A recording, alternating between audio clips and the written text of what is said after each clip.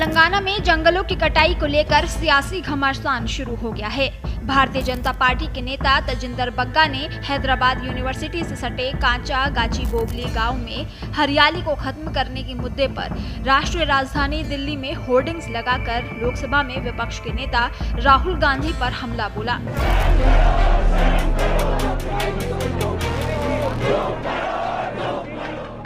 Hoardings पर लिखा था, राहुल गांधी जी कृपया तेलंगाना में हमारे जंगलों को काटना बंद करें।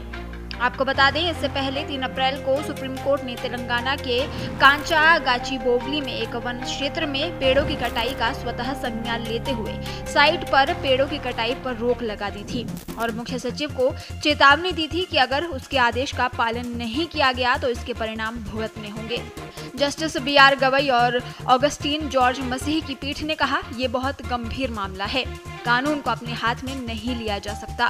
कोर्ट ने आदेश दिया कि अगले आदेश तक साइट पर पहले से मौजूद पेड़ों की सुरक्षा को छोड़कर किसी भी तरह की कोई गतिविधि नहीं होगी।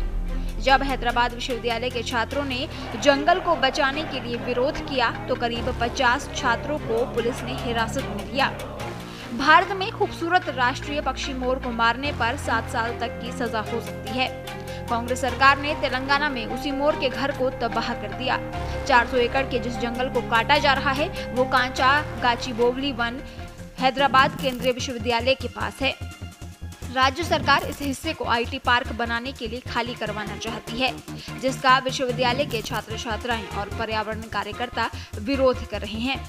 उनका कहना है कि ये जंगल की जमीन है और इसे काटने से वहां रह रहे पशु पक्षियों और पर्यावरण को तो नुकसान होगा ही, साथ ही स्थानीय तापमान में भी बढ़ोतरी होगी।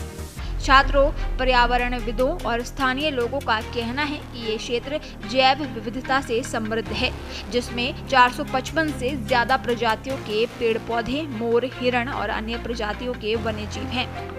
वहीं 3 अप्रैल को सुप्रीम कोर्ट ने तेलंगाना के कांचा गाचीबोवली में एक वन क्षेत्र में पेड़ों की कटाई का स्वतः संज्ञान लेते हुए साइट पर पेड़ों की कटाई पर रोक लगा दी और मुख्य सचिव को चेतावनी दी कि अगर उसके आदेश का पालन नहीं किया गया तो इसके परिणाम भुगतने होंगे। जस्टिस BR गवई और ऑगस्टीन जॉर्ज मसीह की पीठ ने कहा, ये बहुत गंभीर मामला है, कानून को अपने हाथ में नहीं लिया जा सकता। कोर्ट ने आदेश दिया कि अगले आदेश तक साइट पर पहले से मौजूद पेड़ों की सुरक्षा को छोड़कर किसी भी तरह की कोई गतिविधि नहीं होगी।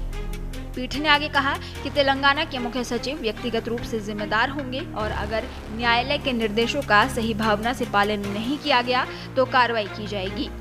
पीठ ने मुख्य सचिव से न्यायालय के प्रश्नों का उत्तर देने को कहा, जिसमें ये भी बताना शामिल था कि वन क्षेत्र से पेड़ों को हटाने सहित विकासात्मक गतिविधियों को शुरू करने की अनिवार्य आवश्यकता क्या थी।